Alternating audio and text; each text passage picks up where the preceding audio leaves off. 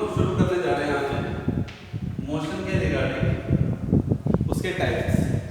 देखिए मैं आपको सबसे पहले टाइप्स के बारे में बता देता हूँ। हालांकि आपको याद है मैंने लास्ट टाइम एक शब्द का जिक्र किया था, वो था ट्रैजेक्टरी। ट्रैजेक्टरी बच्चों, ट्रैजेक्टरी क्या होती है कि ऑब्जेक्ट, कोई भी ऑब्जेक्ट जब मूव करता है ना तो वो किस तरह के पाथ को फॉलो कर रहा है, द नेचर ऑफ पाथ, है ना। तो नेचर ऑफ पाथ का दूसरा नाम ट्रैजेक्टरी है, right. So the nature of path followed by the body is called trajectory, right. Nature of path follow by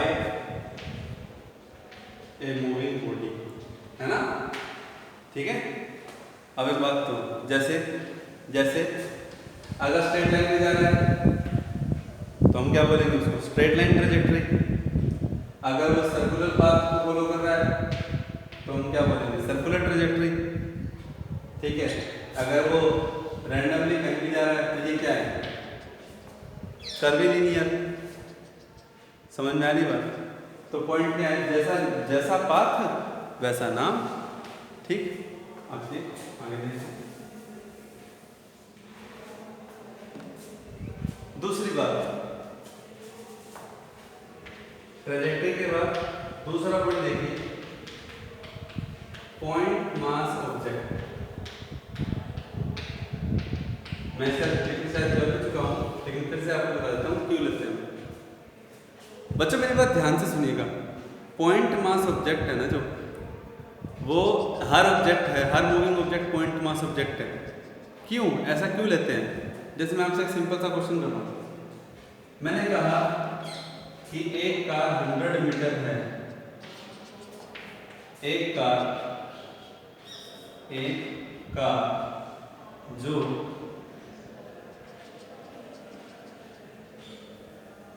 100 metre का डिस्टेंस कवर कर रही है, इस तरह सपोज, ठीक। अब उस कार का खुद का साइज है ना 2 मीटर है कि नहीं। मान लो 1000 मीटर जा रही है, 1 किलोमीटर जा रही है, समझ रहे हो। तो 1000 मीटर है, सब कार का खुद का साइज कितना है, 2 मीटर है। तो मेरी बात ध्यान से सुनना जो मैं बोलने जा रहा हूँ कि 1000 मीटर है उसने डिस्टेंस कवर किया। वैसे तो कार कितने लाखों हजारों किलोमीटर चली जाती है, आप सबको पता है। तो अगर आप उस 1000 मीटर की तुलना 1000 मीटर का कंपैरिजन अगर आप 2 मीटर के साथ करेंगे तो क्या पाएंगे, 2 metre is very very small. I mean to say when you will compare the distance covered by the car with its size. जैसे मान लो एग्जांपल के तौर पर मैंने कहा कि कार ने 1000 मीटर के इक्वल डिस्टेंस कवर किया, तो अगर मैं उस 1000 मीटर का कंपैरिजन कार के साइज से करता हूँ तो कार का साइज बहुत छोटा नज़र आता है।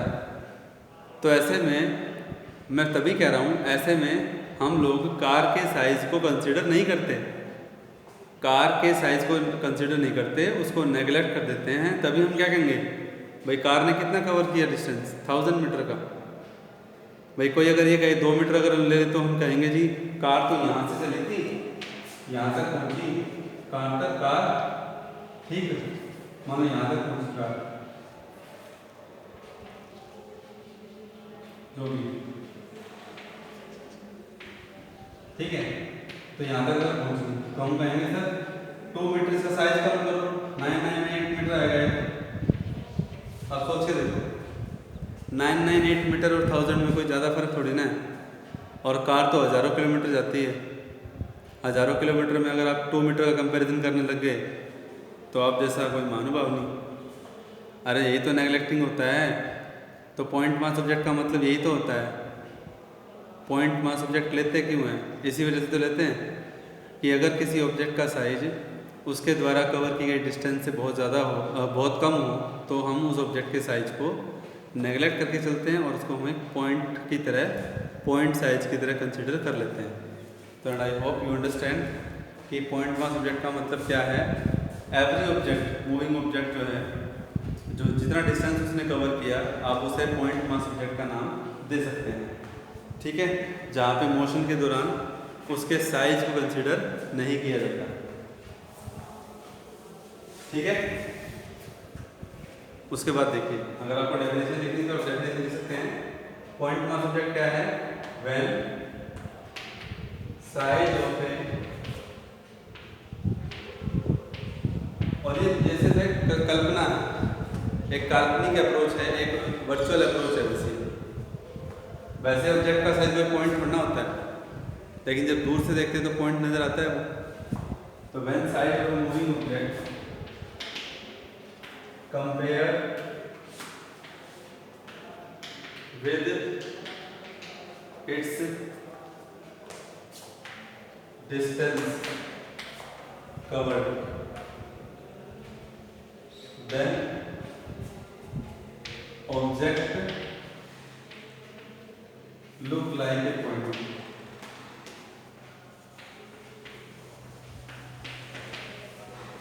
अब सोच के देखो, एरोप्लेन हवा में कितनी दूर उड़ता है हमसे?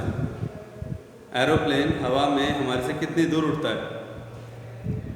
एरोप्लेन जब उड़ता है तो क्या हमें वो पॉइंट की तरह नजर आता है?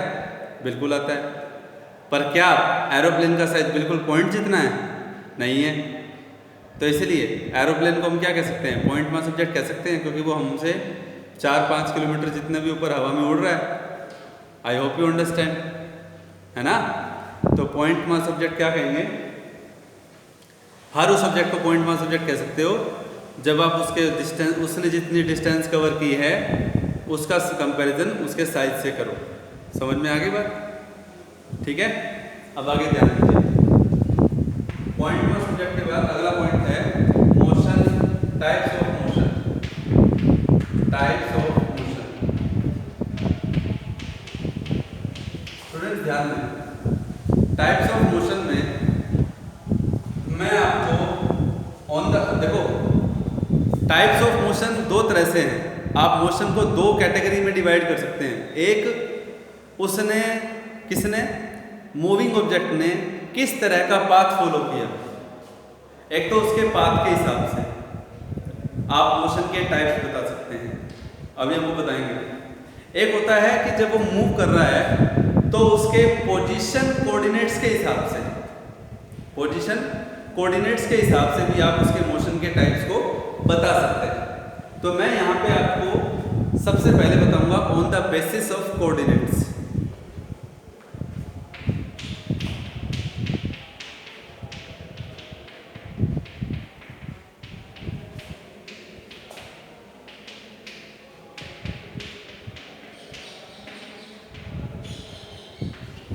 On the basis of coordinates, ठीक है।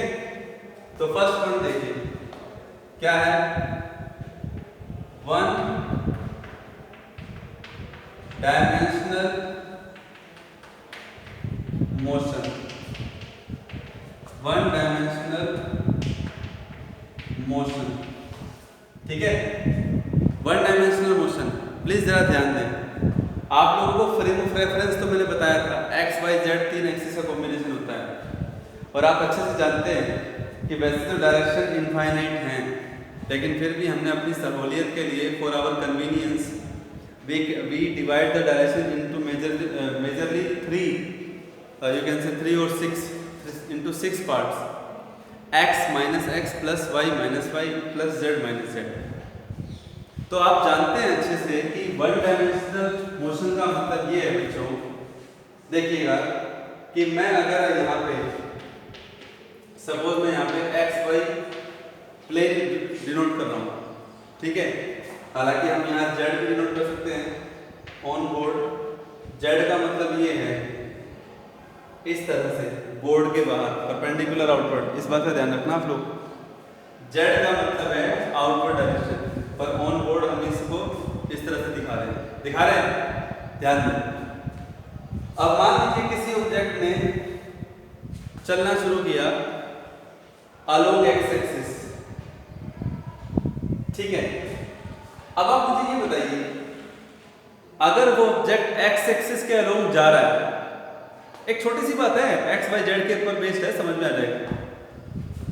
तो आप मुझे ये बताइए, अगर वो एक्स एक्सिस के अलोंग जा रहा है और किसी रास्ते में पॉइंट पी पे अगर मुझे उसके कोऑर्डिनेट लिखने पड़ जाएं, तो उसके कोऑर्डिनेट क्या आएंगे, x, 0, 0, क्योंकि x एक्सिस पे सिर्फ x के कोऑर्डिनेट ही शो होंगे, y और z तो शो नहीं होंगे ना। अगर वो y एक्सिस पे जा रहा है, रास्ते में किसी पॉइंट पे अगर मैं उसके कोऑर्डिनेट लिखने बैठ जाऊं तो 0, y 0, और अगर वो z एक्सिस पे जा रहा है तो ऐसे में रास्ते में किसी पॉइंट के अगर मैं कोऑर्डिनेट्स लिखने बैठ जाऊं तो उस ऑब्जेक्ट के कोऑर्डिनेट्स क्या होंगे, 0, 0, z। तो यहां से आपको साफ नजर आ रहा है वो जाए किसी भी डायरेक्शन में, चाहे x में जाए, y में जाए या z में जाए, तो उसका एक ही कोऑर्डिनेट चेंज हो रहा है।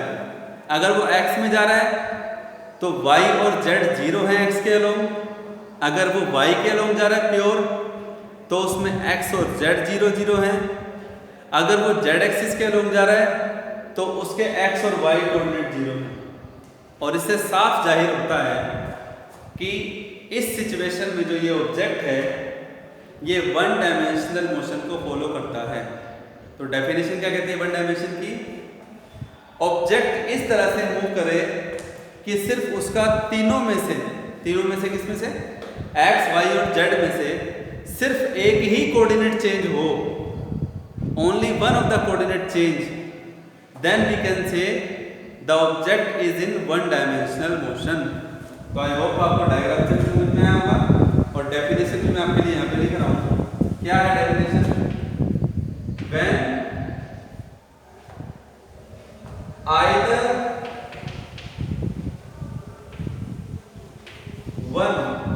either one मतलब कोई एक, either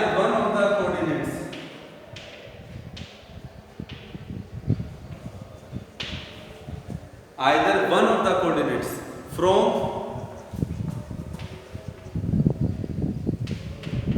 x, y और z, from x, y और z, x हो, y हो या z हो,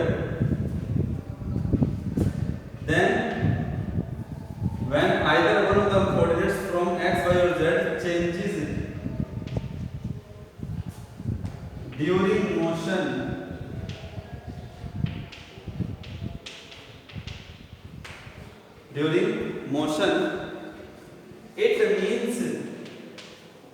it means object follow 1D motion, यानी कि वन डायमेंशनल मोशन को वो फॉलो कर रहा है। और ऐसे में आपके सामने क्या होगा, देखो ऐसे में बॉडी का पाथ कैसा होगा जब वो मूव करेगी ना, मूविंग बॉडी, इसे मैं एक थोड़ा दिमाग में पिक्चर बनाऊं, उसका पाथ कैसा होगा, ऐसे में पाथ होगा स्ट्रेट लाइन, क्योंकि जब वो x पे जाएगा तो स्ट्रेट लाइन आएगा, y पे जाएगा तो स्ट्रेट लाइन आएगा, z पे जाएगा तो स्ट्रेट लाइन आएगा, तीनों में से किसी पे भी जाएगा, एक टाइम पे एक नहीं है, समझ नहीं बात।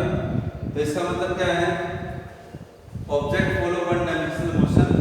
और ऐसे में मैं एक लास्ट पॉइंट ये लिख देता हूँ, ब्रैकेट में लिख दूँ, स्ट्रेट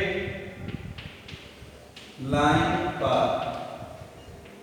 ऐसे में ऑब्जेक्ट कैसे पाथ को फॉलो करता है, स्ट्रेट लाइन पाथ को फॉलो करता है। इसका मतलब ये बिल्कुल नहीं हुआ कि हर स्ट्रेट लाइन 1D होती है, ये भी ध्यान रखना। अब मेरे हाथ की मोशन है, ये इस तरह से ऐसे ऐसे ऐसे, कहीं भी स्ट्रेट लाइन में तो जा ही रहा है, पर क्या हर स्ट्रेट लाइन 1D होता है, नहीं। लेकिन 1D का मतलब स्ट्रेट लाइन होता है, ये सही है भाई। वन डायमेंशन मोशन में पाथ स्ट्रेट लाइन होगा, ये तो कंफर्म है, लेकिन हर स्ट्रेट लाइन मोशन में जाने का मतलब कि वो वन डायमेंशन होगा, ये जरूरी नहीं, ठीक है। सेकंड है टू डायमेंशनल मोशन। देखिए, टू डायमेंशनल मोशन, ठीक है। अब थोड़ा ध्यान से देखना है, मैं कहता हूं कि इस बेसिक को ही नहीं समझ पाते कहीं ना, बस ये सोचते हैं कि सिंपल डेफिनेशन है, चलो। नहीं नहीं नहीं नहीं, बिल्कुल गलत सोचते हैं अगर आप ऐसा कर रहे हैं तो। अगर आप इस सोच के साथ पढ़ रहे हैं कि ये जस्ट एक डेफिनेशन है तो गलत सोच रहे हैं आप ऐसे, ठीक है। आपको इसके कोऑर्डिनेट सिस्टम को समझना पड़ेगा। Is it clear? क्योंकि हम लोग हमारे सिलेबस में जो है ना मोशन इन 1D और मोशन इन 2D ये पूरा हमारा एक्सप्लेनेटरी फॉर्म में रहेगा, पूरा डिटेल में हम लोग पढ़ेंगे इनके बारे में। तो सबसे पहले आपको इनका मीनिंग पता होना चाहिए। अब 2 डायमेंशनल मोशन का मीनिंग क्या है कि जैसे 1D में क्या होता था, सिर्फ एक कोऑर्डिनेट चेंज होता था, x चेंज हो गया, y हो गया, z हो गया। और ऐसा तभी होता था जब x पे जा रहा है तो सिर्फ x ही चेंज हो रहा है, y पे जा रहा है तो y चेंज हो रहा है, और z पे जा रहा है तो सिर्फ z चेंज हो रहा है। पर यहाँ ऐसा नहीं है। कैसे? सपोज ये मैंने बना दिया एक्स वाई प्लेन, ठीक है, और ये बना दिया जेड। तो ये हालांकि ये प्लेन नहीं है, चलो मैं आपके सामने काम करता हूँ, अलग अलग सिस्टम बनाता हूँ। एक्स वाई, ठीक है। दूसरा देख लो, हो सकता है कि ये वाई जेड हो, और हो सकता है कि जेड एक्स हो। बात समझ में आ गई? और ये बिल्कुल मत समझना कि हर हॉरिजॉन्टल लाइन हमेशा एक्स एक्सिस होती है, लेकिन हम मोस्टली मैक्सिमम और मैं कहता हूँ 99% हम लोग हॉरिजॉन्टल लाइन को एक्स एक्सिस लाइन ही लिखते हैं, जैसा कि हम सीखते हैं अपने प्रीवियस क्लासेस से। लेकिन ये कोई हार्ड एंड फास्ट रूल नहीं है कि आप हॉरिजॉन्टल लाइन को हमेशा एक्स एक्सिस बोलेंगे, ठीक है। अब ध्यान दें, एक्स और वाई प्लेन 2 डायमेंशनल मोशन को प्लेनर मोशन भी कहते हैं। प्लेन दो एक्सिस के कॉम्बिनेशन को प्लेन कहते हैं। अब मुझे एक बात बताओ, कोई पॉइंट है यहाँ ए, ठीक है, अब वो ए यहां से यहां जा रहा है, बिल्कुल जा रहा है, कोई दिक्कत नहीं है। तो आप खुद बताओ, जब ए यहां से यहां गया पॉइंट बी तक, तो यहां उसके जो कोऑर्डिनेट थे, ये उसका y कोऑर्डिनेट y1, ये उसका x कोऑर्डिनेट x1, ये b यहां पर आ गया, ये उसका कोऑर्डिनेट x2 और ये उसका कोऑर्डिनेट y2। अब आपके सामने है बच्चों, समझने की कोशिश करें, ये बात आपके सामने है। अब क्या कौन सी कि यहाँ पे इसमें इस पॉइंट ए के जो कोऑर्डिनेट हैं वो x1 y1 है, इसके जो कोऑर्डिनेट हैं वो x2 y2 है। तो यहाँ पे जब बॉडी देखा, यहाँ पे आपको आता है पॉइंट बता दिया, पाथ तो स्ट्रेट लाइन है उसका, लेकिन स्ट्रेट लाइन में आपको क्या देखने को मिल रहा है कि यहाँ पे कोऑर्डिनेट x1 y1 है, यहाँ कोऑर्डिनेट x2 y2 है। तो इसका मतलब क्या हुआ, obviously body X Y plane में तो है ना। यहाँ क्या चीज जीरो रहेगी, क्या जीरो रहेगी, जेड एक्सिस के लोग तो कोई मोशन ही नहीं है, क्योंकि बॉडी कहाँ है, एक्स और वाई प्लेन के बीच में है, इसीलिए इसे बोलेंगे 2 डायमेंशनल मोशन। अगर यहाँ की बात करूँ वाई जेड की, मान लो वाई जेड की बात करूँ, चाहे वो कैसे भी जाए, यहाँ से यहाँ उसके कोऑर्डिनेट रहे होंगे y1 0, y1 z1, यहाँ क्या रहेंगे 0, y2 z2। अच्छा मान लो यहाँ ऐसे मूव कर रहा है कहीं, मान लो ऐसे जा रहा है, तो यहाँ से कोऑर्डिनेट्स क्या होंगे x1, 0, z1, x2, 0, z2। I hope कि आपको सबको समझ में आ रहा होगा कि दो एक्सिस अगर हैं तो दोनों में दो ही कोऑर्डिनेट चेंज होंगे, तो तीसरा तो चेंज नहीं होगा। तो 2 डायमेंशनल मोशन होता क्या है, 2 डायमेंशनल मोशन यही तो है कि जब बॉडी इस तरह से मूव करे कि उसके सिर्फ दो ही कोऑर्डिनेट चेंज हो। और ऐसा कब होता है, जब वो किन्हीं दो एक्सिस के बीच में मूव करे, चाहे वो एक्स वाई हो, चाहे वो वाई जेड हो, चाहे वो जेड एक्स हो। और ऐसे मोशन को 2 डायमेंशनल मोशन कहते हैं। तो इसका मतलब क्या होगा बच्चों, when 2 of the coordinates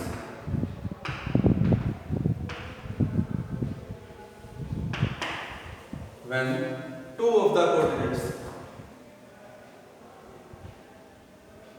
from x, y और z changes during motion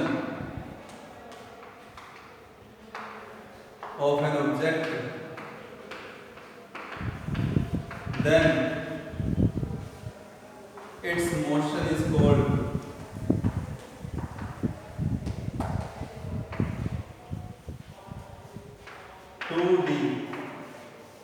मतलब टू डायमेंशनल मोशन। तो इसका मतलब क्या हो जाएगा, टू डायमेंशनल मोशन। आपके सामने तीनों डायग्राम भी हैं, एक्स वाई जेड, वो तीनों में से कुछ भी हो सकता है। बात समझ में आ गई? इस बात का ध्यान रखना, चाहे एक्स हो, चाहे वाई हो, चाहे जेड हो। ठीक है बच्चों, भूलना नहीं है इस बात को। तो एक्स वाई जेड के अलोंग आप लोग देख लीजिएगा, चाहे आप देखो ना, मेरी बात ध्यान से सुनो। अब जैसे इसकी अगर बात करें, टू एक्सिस के कॉम्बिनेशन को ना प्लेन भी कहते हैं। ठीक है, तो इसमें बॉडी के पास तीनों ऑप्शन है, आइदर एक्स वाई प्लेन और वाई जेड प्लेन और